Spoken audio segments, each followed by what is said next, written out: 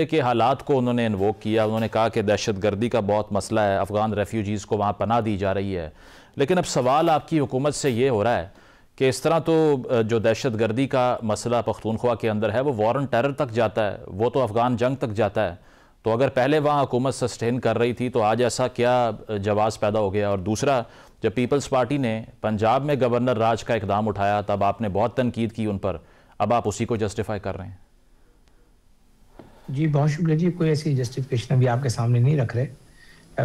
मेरे पास जो मालूमात हैं, अभी गवर्नर राज कोई लगाने का ऐसा इरादा नहीं है, लेकिन एक आईने पाकिस्तान में गवर्नर राज की एक ऑप्शन मौजूद है और वो ऑप्शन जो है मरकज़ कभी भी एक्सरसाइज कर सकता है अगर गैर मामूली हालात हों। तीन चीज़ें होती हैं, वॉर की सिचुएशन हो, अगर एग्रेशन चल रहा हो, एजुटेशन चल रही हो, और तीसरा जो है अगर इंटरनल कोई इश्यूज हों।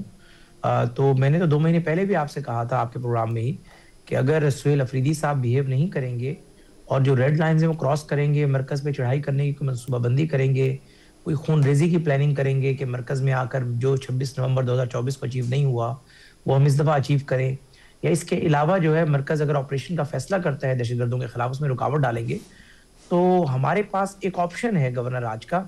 चूंकि 2 ऑप्शन होते हैं, या तो आप अदम एतमाद लेकर आए और वज़ीर आला तब्दील कर दें, वो ज़ाहिर है वोट्स का डिफरेंस ज़्यादा है। तो दूसरा ऑप्शन ये है कि हाथ पे हाथ धरकर नहीं बैठ सकते। फिर गवर्नर राज का ऑप्शन एक आईनी ऑप्शन है जो आईने पाकिस्तान 1973 में मौजूद है, लेकिन एज ऑफ टुडे कोई ऐसी संजीदा कोई इस पे जो है वो कंसल्टेशन नहीं हुई। और वज़ीर आज़म साहब चूंकि खुद बैरूनी दौरे पर थे, आज वापस आ रहे हैं, वज़ीर आज़म की गैर मौजूदगी में तो वैसे भी सवाल ही पैदा नहीं होता कि इतना अहम फैसला लिया जाए। तो हाँ, ये जरूर है कि हमारे पास एक ऑप्शन है, लेकिन अगर आप कहें कि वो ऑप्शन ज़ेरे गौर है या नहीं, मेरे ख्याल से इट इज टू अर्ली। अगर सुहेल अफरीदी साहब जिस तरह एनएफसी अवार्ड की मीटिंग में आ रहे हैं या अब उन्हें बिहेव करना शुरू किया है, तो हम क्यों चाहेंगे कि एक सूबे में गवर्नर राज लगाकर और सियासी अदम इस्तेहकाम को मजीद जो है वो प्रोवोक करें। तो इस वक्त जो हमारे पास जो ऑप्शंस हैं उसमें गवर्नर राज एक ऑप्शन के तौर पर जरूर था, लेकिन अगर वज़ीर आला साहब जो है वो बिहेव कर कर मरकज के साथ चलते हैं, उज़ैफा साहब, इस पे क्लैरिटी नहीं है, इस बयान में ना आपकी क्लैरिटी नहीं है कि वो बिहेव नहीं कर रहे। If it's all about the behaviour of a CM, तो फिर तो छोटे से डिसएग्रीमेंट के ऊपर वफाक इसी तरफ चल पड़ेगा फ्यूचर में भी। तो आप कोई एक बेसिक रीजनिंग ऐसी दें कि ये 2-3 इश्यूज हैं जो कि गवर्नमेंट नहीं हल कर रही, हमें करने पड़ेंगे। जी, बिहेव से मेरी मुराद ये है कि जो आइन में भी जो कंसर्न शिक है इमरजेंसी लगाने की, गवर्नर राज लगाने की, वो ये है कि अगर एजुटेशन हो और दूसरा है कि अगर इंटरनल डिफरेंसेस हों या इंटरनल इश्यूज हों, उसमें सबसे बड़ा जो मामला दरपेश आएगा वो ये होगा कि अगर हम दहशतगर्दों के खिलाफ, टीटीपी के खिलाफ ऑपरेशन करने की मनसूबाबंदी करते हैं और प्रोविंशियल गवर्नमेंट उसकी मुखालफत करती है, नंबर 1। नंबर 2 ये कि अगर सुहेल अफरीदी साहब सूबाई हुकूमत की सपोर्ट और सूबाई मशीनरी को लेकर मरकज पर चढ़ाई करने की प्लानिंग करते हैं और मरकजी हुकूमत पर एक जो है वो धावा बोलते हैं, जो कि सियासी एहतजाज उनका हक है, लेकिन धावा बोलना या यहाँ पर आकर खून रेजी करना उनका हक नहीं है। अगर इन 2 में से कोई ऐसा इकदाम करते हैं तो फिर गवर्नर राज हमारा जो है वो एक ऑप्शन होगा। चलिए ठीक है, मतलब ये फैक्टर्स हैं जो उसको इन्फ्लुएंस कर सकते हैं। Before I go to Basra साहब, हमाद साहब, पख्तूनख्वा के हालात को आप क्लोजली मॉनिटर करते हैं, आपको लगता है कि ये जो रीजनिंग है ये जस्टिफाइड है या कुछ ऐसा एक्स्ट्रॉर्डनरी हुआ है जो पिछले एक पूरे डेकेड में नहीं हुआ? क्या वफाक को सोचना पड़ रहा है? ये खबरें भी फ्लोट हो रही थी कि पख्तूनख्वा के गवर्नर को तब्दील किया जाएगा, उसके बाद उनको चार्ज दिया जाएगा। तो तारीखी एतबार से तो कोई अच्छा एक्सपीरियंस नहीं रहा इस इकदाम के उठाने का। बेशक वो लीगल आर्ग्यूमेंट है कि ये इलीगल चीज़ नहीं है, लेकिन जब पीटीआई ने 2 असम्बलियाँ डिसॉल्व की थी, इलीगल तो वो भी नहीं था, लेकिन इंस्टेबिलिटी उससे और बढ़ गई थी। इस वक्त मरकज़ में जो 2 पार्टियां हुकूमत में हैं, जिसमें मुस्लिम लीग नून और पीपल्स पार्टी हैं, उनका बयानिया, उनका मंशूर और उनका नैरेटिव जो है वो हमेशा से जमहूरियती रही है। और आपने हवाला भी दिया कि सलमान तासीर के ज़रिए पंजाब में गवर्नर राज नाफिज किया गया था और उस पर पीपल्स पार्टी अभी तक शर्मिंदा है। मियाँ साहब जब माजूल हुए और वो जीटी रोड पर निकले तो उन्होंने वोट को इज्जत दो का बयानिया उठाया था। अगर ये दोनों जमातें मिलकर एक मैंडेट को पीछे धकेलेंगे, एक मुंतखब वज़ीर आला को घर भेज देंगे और गवर्नर राज नाफिज करेंगे, तो फिर ये दोनों जमातें कहाँ खड़ी होंगी? दूसरी बात ये कि ये दहशतगर्दी क्या पीटीआई वाले लेकर आए, ये तो 2001 से सिलसिला चल रहा है। इस दौरान तो मजलिस अमल की, मुत्तहिदा मजलिस अमल की हुकूमत भी आई, ANP की हुकूमत भी आई, मुस्लिम पीटीआई की 2 हुकूमतें भी आई। तो क्या इसके जिम्मेदार सिर्फ पीटीआई वाले हैं? और क्या गवर्नर राज से ये मसला हल हो जाएगा? अगर गवर्नर राज से हल हो सकता है तो फिर खैबर पुख्तनख्वा की तमाम जो बासर जमातें हैं, जिसमें पीपल्स पार्टी है, जिसमें मुस्लिम लीग है, जिसमें जमीयत उल उलमा इस्लाम है, जिसमें NP है और जिसमें PTI है, वो तमाम जमातें बारी बारी इक़्तिदार में भी आई इस दौरान। तो क्या उन जमातों ने उस पर काबू पाया कि एक गवर्नर राज के जरिए उस पर काबू पा लिया जाएगा? देखें, ये इकदाम किया जाएगा तो ये इंतहाई गैर जमहूरी होगा। दूसरी बात ये कि क्या मसला सिर्फ पुख्तनख्वा में है? उससे ज्यादा बिगाड़ तो बलूचिस्तान में है। आप देख रहे हैं कि BLA वाले क्या कर रहे हैं, दहशतगर्दी और टेररिज्म के हवाले से वहां क्या सूरत हाल है। फिर वहां भी गवर्नर राज आपको लेकिन हमाद साहब, एक फर्क ये है ना, एक फर्क ये है कि सरफराज बुगटी साहब तो विफाक को टफ टाइम नहीं दे रहे। बलूचिस्तान में जो भी करना है उनकी एग्रीमेंट से ही होगा, पख्तूनख्वा में ऐसा कर नहीं पा रहा विफाक, ये आर्ग्यूमेंट है। लेकिन सरफराज बुगटी साहब को भी फेडरेशन की तरफ से टफ टाइम नहीं दिया जा रहा है। आप देखें ना, सुहेल अफरीदी मुंतखब वज़ीर आला है, बहुत बड़ा मैंडेट है उनके पास।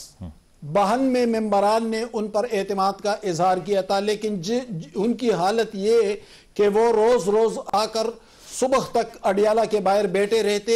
इतनी अहमियत उनको नहीं दी जा रही है कि वो अपने लीडर से मुलाकात करें। भाई क्या हर्ज है, मिलने दे, 10-15 मिनट 20 मिनट वो मुलाकात कर लेंगे इसमें लेकिन जब आप उनके साथ ये सलूक करेंगे तो फिर आप उनसे किसी पॉजिटिव स्टेप की तवक्को क्यों रखते हैं?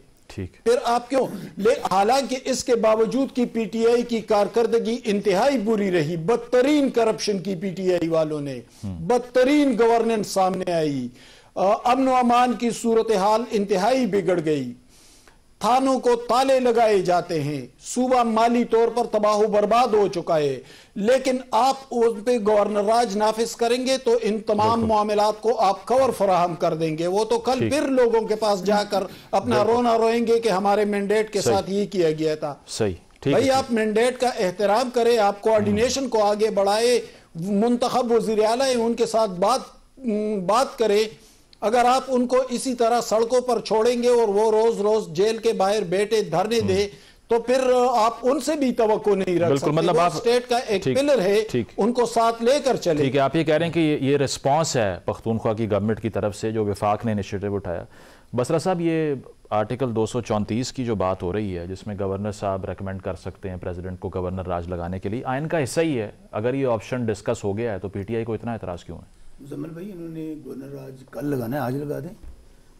तहरीक इंसाफ के लिए तो पिछले गुज़श्ता 3 साल से तहरीक इंसाफ और पाकिस्तान के अवाम के लिए मुल्क में मार्शल लॉ लगा हुआ है। कोई आइन नहीं, कोई कानून नहीं, कोई जमहूरियत नहीं, बल्कि आइन कानून का जनाजा निकाल दिया गया है, अदालतों का जनाजा निकाल दिया गया है। एक इमरान खान को झुकाने के लिए आपने पाकिस्तान का आइन तबाह कर दिया, अदालतें ख़त्म कर दी, मीडिया का गला घूंट दिया। तो वैसे भी आपको पता है कि 8 फरवरी को इमरान खान और तहरीक इंसाफ की 2/3 मेजॉरिटी छीन ली गई, फिर मखसूस नशिस्तें छीन ली गई। अब ये भी शौक पूरा कर लें। वैसे मुल्क के अंदर गुंडा राज है, कोई गवर्नर राज लगाना है, गुंडा राज लगाना है, जो मर्जी लगाएं। इस वक्त कौन सा कोई कानून आइन है? और दूसरी बात, तो हमें तो फ़र्क इसलिए नहीं पड़ता कि आप अंदाज़ा करें कि इस वक्त 90% कौम इमरान खान के साथ खड़ी है। आपने 8 फरवरी को नहीं देखा, हर तरह का जुल्म जबर हुआ, निशान छीना गया, इलेक्शन नहीं लड़ने देंगे, इमरान खान इज हिस्ट्री। और फिर क्या हुआ? जब डब्बे खुले तो फिर रात को जिस तरह ये मैंडेट छीना गया, और ये जो बैरिस्टर अकील की बात कर रहे हैं 70,000 वोटों से, वो फॉर्म 47 का नमूना आ रहा हुआ है। तमाम के तमाम इस वक्त पाकिस्तान के अंदर नवाज शरीफ जिनके नाम पे मुस्लिम लीग नून सियासत करती है, जो हज़ैफा भाई का लीडर है, वो डॉक्टर यास्मीन राशिद से हार गया। मरियम बीबी जो पंजाब की वज़ीर आला है, वो महर शराफत से हार गई। शहबाज शरीफ जो खुद हारा हुआ है 17 सीटों के साथ, उसको वज़ीर आला लगा दिया गया। तो पहले पाकिस्तान में कौन सा कानून आइन है? और दूसरी बात, क्या जब सुहेल अफरीदी वज़ीर आला मुंतखब हुए हैं उससे पहले क्या माहौल था? धमकियां दी गई, बन के दिखाएं, नहीं बनने देंगे, फिर उसके बाद उनको दहशतगर्द कहा गया, पता नहीं क्या क्या घटिया इल्जामात लगाए गए, ये तक कवानीन पास कर दिए गए हैं। कोई कत्ल करे, को आइन तोड़े, कोई चोरी करे, कोई डाका मारे, उसके खिलाफ कोई मुकदमा दर्ज। लेकिन इशू बसरा साहब गवर्नेंस का है ना, पख्तूनख्वा के अवाम जिस तरह से अभी हमाद साहब भी कह रहे हैं कि अगर वज़ीर आला साहब इस्लामाबाद बैठे रहेंगे, मुलाकातों की दरखास्तें करते रहेंगे और वहाँ पर मामलात नहीं चलेंगे, विफाक को और फिर जवाब मिल जाएगा। भाई गवर्नेंस किसको कहते हैं? गवर्नेंस ना होती तो अवाम तीसरी बार केपी के अंदर तहरीक इंसाफ को मुंतखब ना करते। वहां पे एक जमात नहीं रहेगी, किसी जमात का वजूद खत्म हो गया है। 2-2 सीटें, एक सीट, और हमारी सीटें छीन कर खवातीन की किसी की 8 हो गई, किसी की 10 हो गई। अगर 2 थी जमीयत उलमा इस्लाम के पास, उनको 10 सीटें रिजर्व सीटें। वैसे इस बयानिए को उमर अयूब साहब के इलेक्शन ने नुकसान, उमर अयूब के बयानिए ने नहीं नुकसान पहुंचाया मेरे भाई। वो हम इलेक्शन जीते हुए हैं। पहले वो भी जीते हुए हैं। वो पहले फॉर्म 47 की वारदात डाली गई थी 8 फरवरी को, इस बार फॉर्म 45 की वारदात डाली गई है। उस तरह डाली गई है। पख्तूनख्वा में वारदात नहीं हुई थी, मैं बताता हूं, 8 फरवरी हुई थी। वहां भी हमारी 10 सीटें जो कैंट के एरिया में आती थी, तैमूर झगड़ा की सीट हो, कमरन बंगस की सीट हो, हमसे छीनी गई थी। ये पता क्या हुआ है? मैं आपको चैलेंज देता हूं, आप बाबर नवाज को बुला लें, मैं आ जाऊंगा, मैं फॉर्म 45 ले आऊंगा। अमला हमारा था केपी का, जो प्रिजाइडिंग ऑफिसर थे, लेकिन जो आरओस थे, एआरओस थे, वो किसके थे? इलेक्शन कमीशन के। क्या अगर हम हार रहे थे तो क्या आफत और तूफान आ गया था कि रातों रात आपने डिग्री कॉलेज से वो इलेक्शन ऑफिस जो है वो ग्राउंड में शिफ्ट कर दिया, खंदकें खोद दी गई, वहां पे फौज लगा दी गई, पैरामिलिट्री फोर्स लगा दी गई, एफसी लगा दी गई, और हमारे कैंडिडेट्स को अंदर नहीं जाने दिया गया कि जो पोलिंग एजेंट थे, जो इलेक्शन एजेंट थे, कि हमारे फॉर्म 45 हमारे हाथ में पकड़े रह गए। वैसे कल हमने व्हाइट पेपर शाया कर दिया। तो 8 फरवरी को उमर अयूब साहब एक्सेप्टेबल थे, अब नहीं थे? नहीं, बात एक्सेप्टेबल की नहीं है। बात मैसेज ये देना है कि हम जिसको चाहें जीतने देंगे, जिसको चाहें नहीं जीतने देंगे। अच्छा। अगर नवाज शरीफ को फॉर्म 45